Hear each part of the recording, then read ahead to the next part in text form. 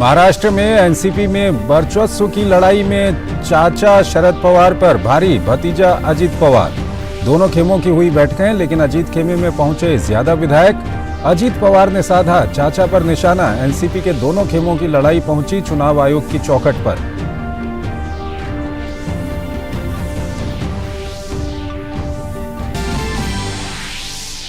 कर्नाटक में पूर्व मुख्यमंत्री कुमारस्वामी के आरोपों से घिरी कांग्रेस की सिद्धारमैया सरकार। कुमारस्वामी ने कांग्रेस के एक मंत्री पर लगाया रिश्वत लेने का आरोप। कहा पेन ड्राइव में मौजूद हैं ऑडियो रिकॉर्डिंग, समय आने पर करेंगे खुलासा।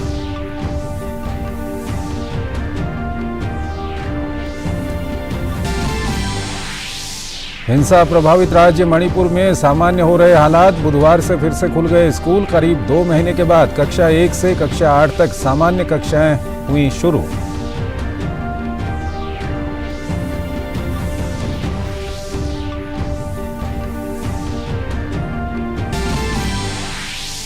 प्रधानमंत्री नरेंद्र मोदी ने कहा दुनिया में भारत से बेहतर निवेश के लिए कोई जगह नहीं। की युवा शक्ति की तारीफ। कहा टेक मैन्युफैक्चरिंग और इनोवेशन के लिए नए ग्लोबल हब के रूप में उभर रहा भारत।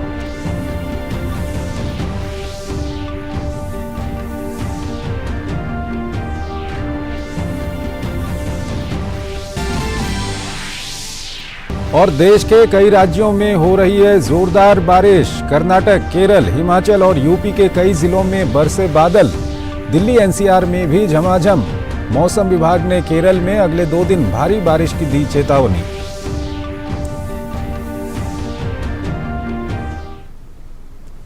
नमस्कार, डीडी न्यूज में आपका स्वागत है। मैं हूं चंद्रशेखर जोशी और आइए अब खबरों को विस्तार से देखते हैं।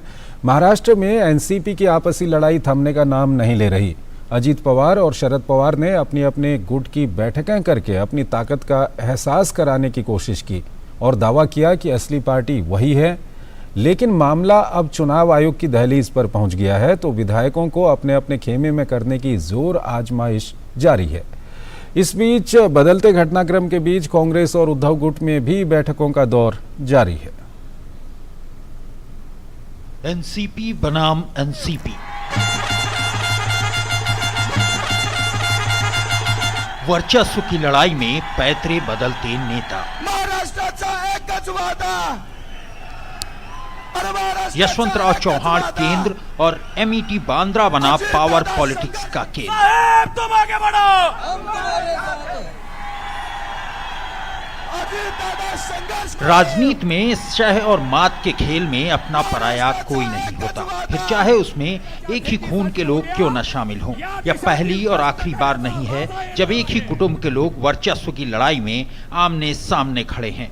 चाचा शरद पवार और भतीजे अजित पवार की लड़ाई आज इस स्तर पर पहुंच गई है कि तमाम मर्यादाएं तार तार हो रही हैं। असली एनसीपी का कर्ता धर्ता कौन है, इसे लेकर वर्चस्व की लड़ाई चरम पर है। दोनों ही तरफ से दावे प्रतिदावे और अलग अलग धड़ों से जुड़े नेताओं के बयान हैं जो माहौल को गर्म बनाए हुए हैं। बताया जा रहा है कि शरद पवार गुट की बैठक में 13 विधायक, 3 एमएलसी और 5 सांसद मौजूद रहे, जबकि अजित पवार गुट की बैठक में 35 से ज्यादा विधायक पहुंचे। शरद पवार ने कहा है कि पार्टी का चुनाव चिन्ह उनके पास है, वह कहीं नहीं जाएगा। जो लोग और पार्टी कार्यकर्ता उन्हें सत्ता में लाए वे सभी उनके साथ हैं। एनसीपी शरद पवार गुट के समर्थकों ने यशवंतराव चौहान सेंटर के बाहर इकट्ठा होकर प्रदर्शन किया। एनसीपी के दो फाड़ होने की बात से एक लड़ाई शरद पवार के सम्मान को लेकर भी हो रही है। इस बीच एनसीपी के नेता अजित पवार ने सत्ता संघर्ष के बीच निर्वाचन आयोग में पार्टी और उसके चुनाव चिन्ह को लेकर याचिका दायर की है। उन्होंने महाराष्ट्र के उप मुख्यमंत्री पद की शपथ लेने से 2 दिन पहले 30 जून को निर्वाचन आयोग को इस बारे में एक पत्र लिखा था। सूत्रों के अनुसार बाद में एनसीपी के 40 सांसदों, विधायकों और विधान परिषद सदस्यों ने मिलकर अजित पवार को पार्टी का अध्यक्ष बनाने के लिए शपथ पत्र दायर किया। इस बीच एनसीपी के शरद पवार गुट के प्रदेश अध्यक्ष जयंत पाटिल ने 3 जुलाई को निर्वाचन आयोग को ईमेल कर इस बारे में अपना विरोध दर्ज कराया है। पाटिल ने निर्वाचन आयोग को एक पत्र लिखकर पार्टी के 9 विधायकों को अयोग्य घोषित करने की प्रक्रिया के बारे में जानकारी दी है। हाल ही में अजित पवार सहित 9 विधायक एकनाथ शिंदे सरकार में शामिल हो गए हैं। सूत्रों ने बताया है कि आयोग कानूनी प्रावधानों के अनुसार जरूरी कार्रवाई करेगा।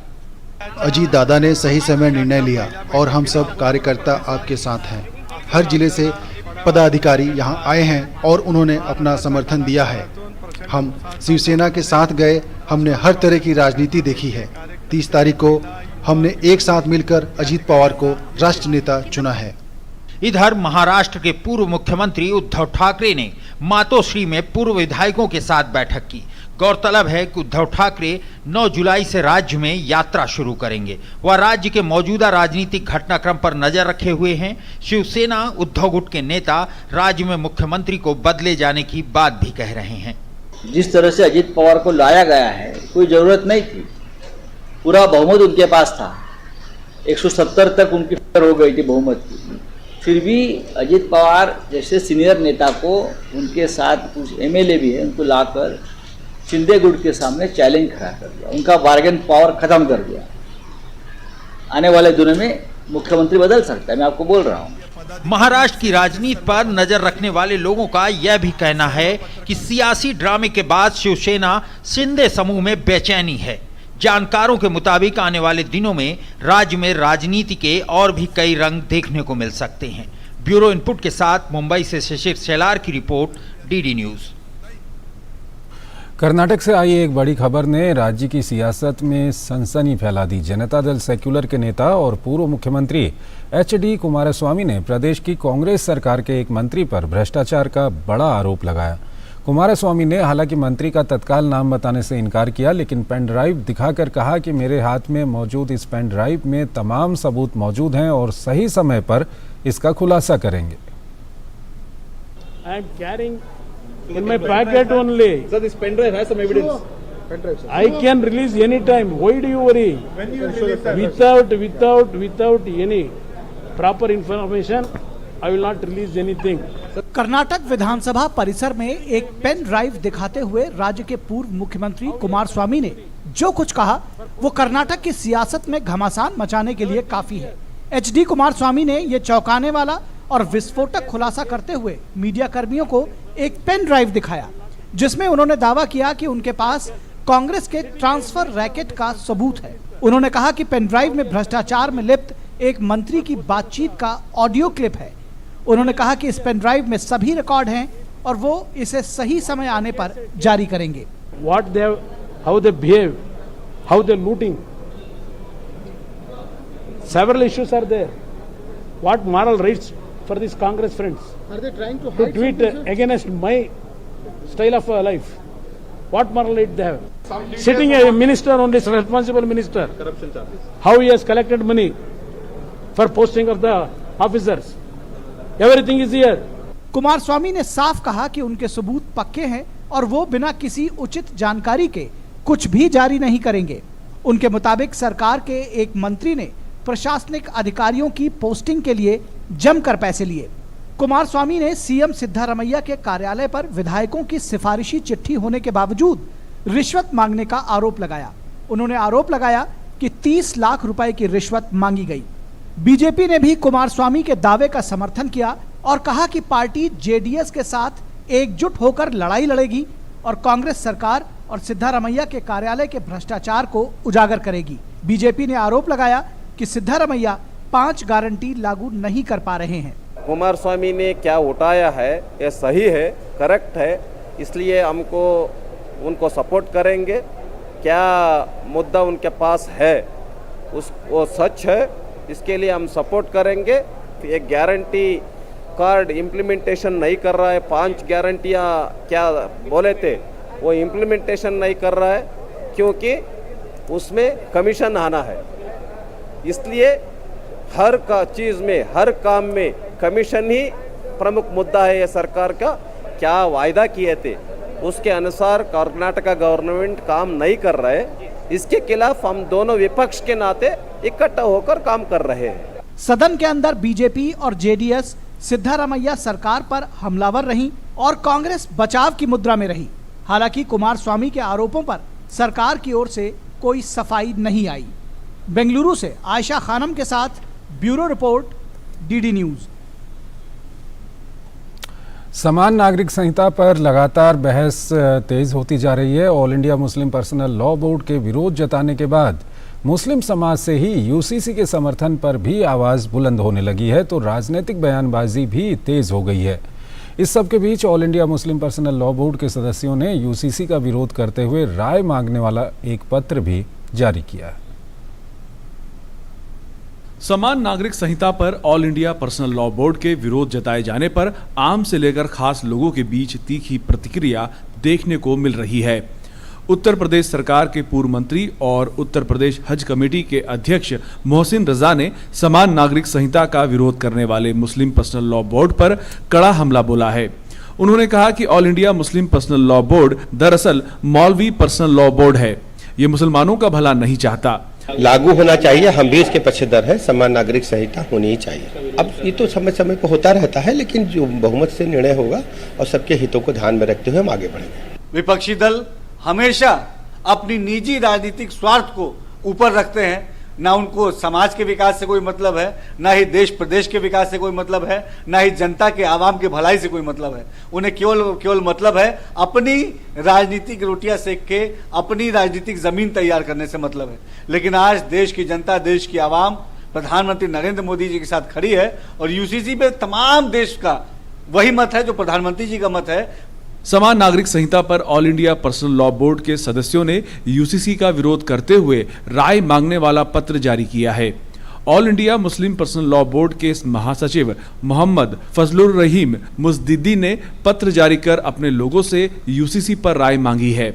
इस बीच अल्पसंख्यक समाज, खासतौर से मुस्लिम वर्ग के लोगों ने केंद्र सरकार के समान नागरिक संहिता पर किए जा रही कवायद का समर्थन किया है। 140 करोड़ देशवासियों के प्रधानमंत्री है, किसी एक समाज के प्रधानमंत्री नहीं है। तो जाहिर सी बात है, हमारे देश के लिए आज तक जो भी डिसीजन लिए गए वो हमारे फेवर में निकले और इंशाअल्लाह ताला ये भी फेवर में ही निकलेगा। हमारे देश के प्रधानमंत्री जी हैं, वो सभी समाज के प्रधानमंत्री हैं और उनका जो नारा है सबका साथ, सबका विकास, सबका विश्वास, सबका प्रयास, सभी के लिए, यानी कि हिंदू, मुस्लिम, सिख, ईसाई जितना पूरा जो नया कायदा कानून जो आ रहा है तो वो सभी के लिए बेहतर के लिए होगा। तो मैं इसका समर्थन करता हूँ। मैं जो है ये कानून जो हुआ है इस पे मैं बहुत समझता हूँ और ये जो मोदी जी ने, हमारे प्रधानमंत्री ने किया है, ये सभी मुसलमानों और हिंदुओं के सबके हित में किया है और ये सभी के लिए अच्छा है। गौरतलब है कि समान नागरिक संहिता में नागरिकों के लिए व्यक्तिगत कानून बनाने और लागू करने का प्रस्ताव है, जो सभी नागरिकों पर समान रूप से लागू होगा, चाहे उनका धर्म और लिंग कुछ भी हो। वर्तमान में विभिन्न समुदायों के व्यक्तिगत कानून उनके धार्मिक ग्रंथों द्वारा शासित होते हैं। Bureau report, DD news. केंद्रीय गृह मंत्रालय ने 5,000 करोड़ रुपए के कुल परिव्यय के साथ राज्यों में अग्निशमन सेवाओं के विस्तार और आधुनिकीकरण के लिए योजना शुरू की। केंद्रीय गृह एवं सहकारिता मंत्री अमित शाह ने 13 जून को राज्यों, केंद्र शासित प्रदेशों के आपदा प्रबंधन मंत्रियों के साथ बैठक की अध्यक्षता करते हुए इस योजना की घोषणा की थी। प्रधानमंत्री नरेंद्र मोदी के कुशल मार्गदर्शन में गृह मंत्रालय द्वारा भारत में आपदा जोखिम न्यूनीकरण प्रणाली को मजबूत करके भारत को आपदा प्रतिरोधी बनाने और आपदाओं के दौरान शून्य मृत्यु और संपत्ति का न्यूनतम नुकसान सुनिश्चित करने के लिए कई प्रमुख पहल की जा रही हैं। योजना का उद्देश्य एनडीआरएफ के भीतर अग्निशमन सेवाओं का विस्तार और आधुनिकीकरण करना है, जिससे एनडीआरएफ की तैयारियों और क्षमता निर्माण घटक के माध्यम से राज्य स्तर पर अग्निशमन सेवाओं को मजबूत किया जा सके। मणिपुर में तेजी से सामान्य हो रहे हालात के बीच लगभग 2 महीने बाद 1 से 8 तक की कक्षाएं फिर से शुरू हो गई हैं। स्कूल शिक्षा निदेशालय ने राज्य के सभी विद्यालयों में सामान्य कक्षाएं शुरू करने के लिए गत 3 जुलाई को आदेश जारी किया था। इस वक्त राज्य के कुल 4,617 में से महज 96 विद्यालय ही नहीं खुल पाए हैं। ये ऐसे विद्यालय हैं जो राहत से जुड़े कार्यों में शामिल हैं। इस बीच राज्य में हिंसा के कारण विभिन्न राहत शिविरों में शरण लिए 12,000 से अधिक बच्चों के लिए भी प्रदेश के स्कूल शिक्षा निदेशालय ने वैकल्पिक इंतजाम किए हैं। राज्य में हाल में हुई हिंसा से विस्थापित छात्रों को उनकी सुविधानुसार नजदीकी स्कूलों में मुफ्त प्रवेश की अनुमति दी गई है। शिक्षा और समग्र शिक्षा विभाग ने राहत शिविर में रहने वाले विस्थापित बच्चों के लिए पाठ्य पुस्तक, अभ्यास पुस्तकें, पेन, पेंसिल, खेल सामग्री और स्कूल वर्दी वितरित की है। आज जम्मू कश्मीर पूरे देश के लिए एक नई मिसाल कायम कर रहा है। पिछले 2-3 वर्षों में जम्मू कश्मीर में विकास के नए आयाम बने हैं। आज़ादी के अमृतकाल में नया जम्मू कश्मीर विकास की नई कहानी लिख रहा है। फिर चाहे नागरिक सुविधा हो या विकास, प्रदेश हर क्षेत्र में नई गाथा लिख रहा है। धारा 370 की बेड़ियों को तोड़ आजाद हुए जम्मू कश्मीर में पिछले 4 वर्षों में विकास की गति में कई गुना बढ़ोतरी हुई है। 5 अगस्त 2019 को अनुच्छेद 370 की समाप्ति के बाद सरकार के प्रयासों ने इन 4 वर्षों को स्वर्णिम काल बना दिया है। आंकड़ों पर नजर दौड़ाएं तो प्रदेश में 73,376 करोड़ के निवेश प्रस्ताव प्राप्त हुए, जिससे 3.5 लाख से अधिक नागरिकों के लिए रोजगार के अवसर पैदा हुए। वित्त वर्ष 2022-23 के दौरान 2153 करोड़ का निवेश पुनः जारी किया गया। 500 करोड़ एफडीआई भी आई। पहला FDI project mall of Srinagar और 2 आईटी टावर के रूप में पूरा हुआ। सिंगल विंडो सिस्टम के माध्यम से जम्मू कश्मीर में 170 से ज्यादा सेवाएं ऑनलाइन उपलब्ध हैं। एमएसएमई सेक्टर के निर्यात में 54% की बढ़ोतरी दर्ज की गई है। गति, दक्षता और गुणवत्ता को दर्शाते हुए जम्मू कश्मीर में पूर्ण हो चुकी परियोजनाओं की संख्या दोगुनी हो गई है। आंकड़ों को देखें तो प्रदेश में रिकॉर्ड संख्या में विकासात्मक परियोजनाएं पूरी हुई हैं। वर्ष 2019-20 में 12,637 परियोजनाएं पूरी हुई थी। वर्ष 2020-21 में 21,943 परियोजनाएं पूरी हुई। वर्ष 2021-22 में ये आंकड़ा 50,726 परियोजनाओं तक पहुंच गया। वहीं वर्ष 2022-23 में 92,560 परियोजनाएं पूरी हुई। जम्मू कश्मीर में पर्यटन का भी रिकॉर्ड बना है। वर्ष 2022 में जम्मू कश्मीर में अब तक का सर्वाधिक पर्यटक आगमन दर्ज किया गया। 1 जनवरी 2022 से लेकर 31 दिसंबर 2022 तक 1,88,84,317 पर्यटकों ने जम्मू कश्मीर का दौरा किया। हाउस बोट उत्सव, सूफी उत्सव, साहित्यिक उत्सव और विभिन्न अन्य कार्यक्रम पूरे जम्मू कश्मीर में बिना रोक टोक आयोजित किए जा रहे हैं। बॉलीवुड की भी जम्मू कश्मीर में वापसी हुई। 400 से ज्यादा फिल्म शूटिंग की अनुमतियां अब तक दी गई हैं। प्रदेश सरकार ने ऑनलाइन सिंगल विंडो पोर्टल बनाया। जम्मू और कश्मीर फिल्म विकास परिषद की स्थापना की गई। फिल्म निर्माण के लिए राजकोषीय प्रोत्साहन दिया जा रहा है। सुचारू फिल्म शूटिंग के लिए समर्पित नोडल अधिकारी नियुक्त किए गए। स्थानीय कलाकारों एवं फिल्म निर्माताओं के लिए अवसर पैदा हुए। वहीं जम्मू कश्मीर पर्यटक ग्राम नेटवर्क योजना भी शुरू की गई है, जिसके तहत 75 गांवों का चयन किया गया है। योजना के फायदों की बात की जाए, स्थानीय युवा समूह बनाए जाएंगे जिन्हें कैंपिंग सामग्री, उपकरण और होम स्टे आदि जैसे बुनियादी ढांचे के लिए 10 लाख रुपए दिए जाएंगे। आरएफपी के माध्यम से चयनित सूचीबद्ध कंपनियों द्वारा किसी भी फिल्म या गाने की शूटिंग के लिए 10 लाख रुपए तक की मदद दी जाएगी। गानों आदि की शूटिंग के लिए स्थानीय समूहों को समिति द्वारा अनुमोदित 2 लाख रुपए तक दिए जाएंगे। वहीं बात की जाए महिलाओं के सशक्तिकरण की, तो राष्ट्रीय ग्रामीण आजीविका मिशन उम्मीद ने स्वयं सहायता समूह को मंच प्रदान किया है। महिलाओं को सशक्त बनाकर ग्रामीण समुदायों को गरीबी से बाहर निकालने में मदद मिली है। प्रदेश में 80,475 स्वयं सहायता समूह हैं, जिनसे 6.43 लाख महिलाएं लाभान्वित हुई हैं। 224.09 करोड़ रुपए एसएचजी की अपनी बचत से जुटाए गए। मिशन से एसएचजी द्वारा 340.09 करोड़ पूंजीकरण का लाभ उठाया गया। उम्मीद JKRLM द्वारा प्रवर्तित एसएचजी द्वारा 893.84 करोड़ बैंक ऋण का लाभ उठाया गया। Bureau report, DD news. Bharat लगातार निवेशकों के लिए पहली पसंद बनता जा रहा है। आर्थिक सुधारों के मोर्चे पर लगातार आ रही अच्छी खबरों का नतीजा अब जमीन पर आता दिखाई दे रहा है। दुनिया के निवेशक अब चीन के विकल्प के रूप में भारत को एक भरोसेमंद पार्टनर के तौर पर देख रहे हैं। अमेजॉन, गूगल, माइक्रोन, माइक्रोचिप के बाद अब HP ने देश में $1 अरब के निवेश का फैसला लिया है, जिस पर प्रधानमंत्री ने भी अपनी प्रतिक्रिया दी है। भारत में मेक इन इंडिया के लिए अच्छी खबरों का सिलसिला लगातार जारी है। अमेरिका से रक्षा क्षेत्र में मेक इन इंडिया के ऐतिहासिक निवेश के ऐलान के बाद अब इलेक्ट्रॉनिक मैन्युफैक्चरिंग में निवेश को लेकर बेहतरीन खबर आई है। अमेरिका की HP ने भारत में हाई वॉल्यूम सर्वर बनाने के लिए अगले 4-5 सालों में $1 अरब के निवेश का ऐलान किया है। HP ने ये ऐलान नई PLI स्कीम के तहत किया। खबर पर अपनी प्रतिक्रिया में प्रधानमंत्री ने ट्वीट किया, निवेश के लिए भारत से बेहतर कोई और जगह नहीं। हमारी युवा शक्ति की बदौलत भारत टेक मैन्युफैक्चरिंग और इनोवेशन के लिए दुनिया का नया हब बनकर उभर रहा है। भारत में विकास की असीम संभावनाओं के पीछे तेजी से बदलती निवेश की जमीन एक मुख्य वजह है। जहां एक और 2016 में भारत एक कैश इकोनॉमी था, महज 6 सालों में आज दुनिया में डिजिटल पेमेंट का बादशाह बनकर उभरा है। GST जैसे टैक्स रिफॉर्म्स, फास्टैग और ई-वे बिल जैसे नए सोल्यूशंस की बदौलत देश में कारोबार को काफी बल मिला। भारत के डिजिटल पब्लिक इंफ्रास्ट्रक्चर से सरकारी सेवाओं की पहुंच आसान हुई और $310 बिलियन का DBT अब तक किया जा चुका है। भारत दुनिया का अकेला ऐसा देश बन चुका है जो अपने समाज को ओपन नेटवर्क सोल्यूशन के साथ जोड़कर समाधान दे रहा है। भारत के स्टार्टअप इकोसिस्टम ने देश में इनोवेशन की नई क्रांति की शुरुआत की है, जहां 1 लाख से ज्यादा कंपनियां अब यूनिकॉर्न बनने का सपना रखती हैं। साथ ही देश की युवा उद्यमिता, तेजी से उभरता MSME sector, digital public goods और स्टार्टअप की बदौलत देश $10 ट्रिलियन इकोनॉमी की ओर तेजी से बढ़ रहा है। दरअसल कोविड के बाद दुनिया भर के निवेशकों का भरोसा भारत पर बढ़ना शुरू हुआ है। लंबी अवधि में भारत की उद्यमशीलता, यहाँ के युवाओं की तकनीकी समझ और आर्थिक सुधारों को लेकर सरकार की प्रतिबद्धता भारत को दूसरी उभरती अर्थव्यवस्थाओं से अलग करती हैं। सप्लाई चेन के विविधीकरण के लिए भारत लंबी अवधि में ज्यादा विश्वसनीय पार्टनर बनकर उभर रहा है। आने वाले दिनों में मेक इन इंडिया के तहत अगर और भी ऐसे ऐलान होते हैं तो कोई आश्चर्य नहीं होना चाहिए। Bureau report, DD news.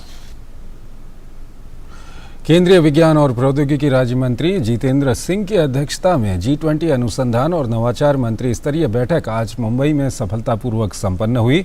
Jitendra Singh ने G20 देशों से दुनिया के सामने आने वाली चुनौतियों का समाधान करने के लिए मतभेदों से ऊपर उठने और वैश्विक कल्याण के लिए एकजुट होकर कार्य करने का आग्रह किया। G20 अनुसंधान मंत्रियों ने स्वीकार किया कि सतत विकास के लिए स्वच्छ ऊर्जा के उत्पादन और उपयोग का विस्तार करने और सभी के लिए सस्ती, विश्वसनीय और टिकाऊ ऊर्जा को बढ़ावा देने की आवश्यकता है। बैठक में 29 G20 सदस्यों के अनुसंधान मंत्रियों, आमंत्रित अतिथि देशों और अंतर्राष्ट्रीय संगठनों सहित कुल लगभग 107 विदेशी प्रतिनिधियों ने हिस्सा लिया। केंद्रीय मंत्री डॉक्टर जितेंद्र सिंह ने G20 अनुसंधान मंत्रियों की बैठक को संबोधित किया। जितेंद्र सिंह ने कहा कि G20 देशों में विश्व की किसी भी बड़ी चुनौती से निपटने की पूरी क्षमता है। I'm also delighted to know that a number of member states are represented at the highest level in their national science hierarchy. Participation of a number of ministers and vice ministers indicates how much importance the member states give to this research and innovation need. I believe that this group has the potential to address major global challenges as we did recently while jointly combating the COVID pandemic. भारतीय नौसेना द्वारा आयोजित द्विपक्षीय Japan Bharat समुद्री अभ्यास JIMEX 23 का 7वां संस्करण 5 जुलाई से 10 जुलाई तक विशाखापत्तनम में आयोजित किया जा रहा है। ये संस्करण 2012 में अपनी स्थापना के बाद से जिमेक्स की 11वीं वर्षगांठ का प्रतीक है। अभ्यास में RADM Nishiyama Takahiro commander escort flotilla 1 की कमान के तहत Japan maritime self defense force की इकाइयां और पूर्वी बेड़े के flag officer commanding RADM Gurcharan Singh की कमान के तहत भारतीय नौसेना के जहाज भाग ले रहे हैं। यह अभ्यास 2 चरणों में 6 दिनों तक आयोजित किया जाएगा। विशाखापत्तनम में एक हार्बर चरण जिसमें पेशेवर, खेल और सामाजिक बातचीत शामिल होगी, जिसके बाद दोनों नौसेनाएं संयुक्त रूप से समुद्र में अपने युद्ध कौशल को निखारेंगी और जटिल बहु अनुशासन संचालन के माध्यम से सरफेस, सब सरफेस और एयर डोमेन में आपसी संचालनीयता को बढ़ाएंगी।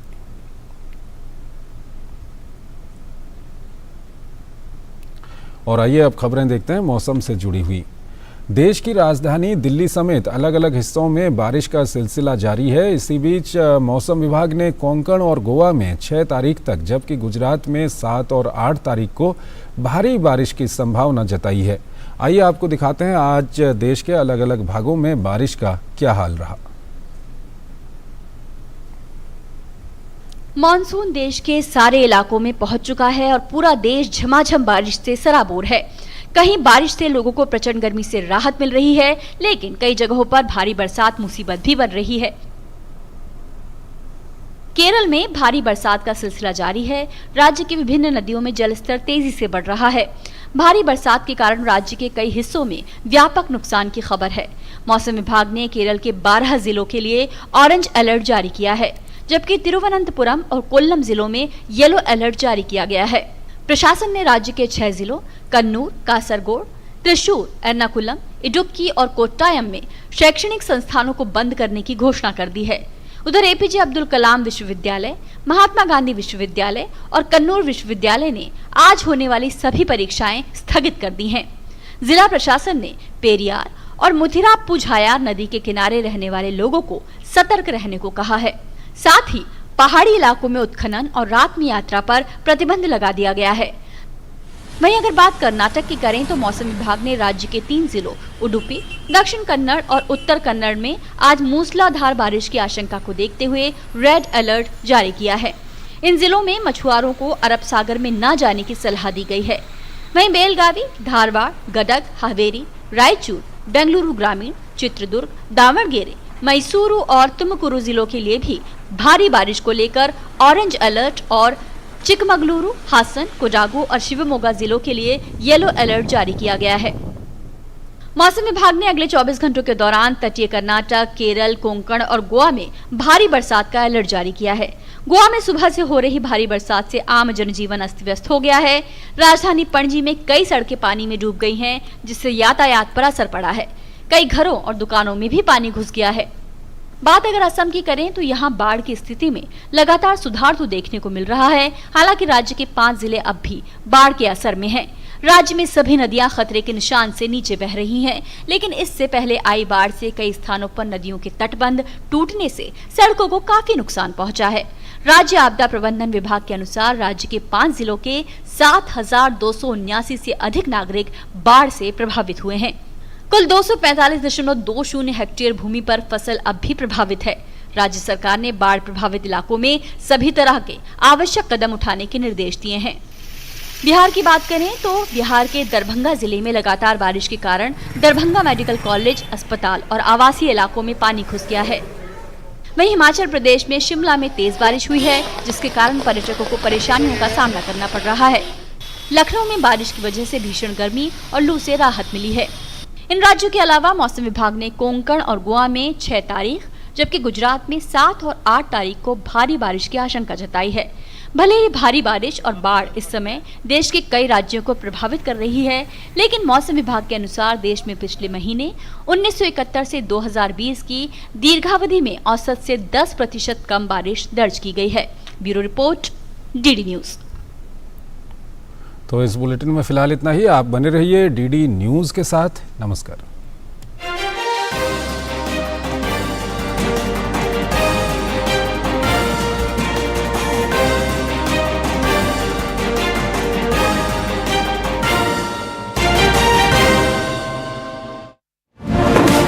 दुनिया की विशाल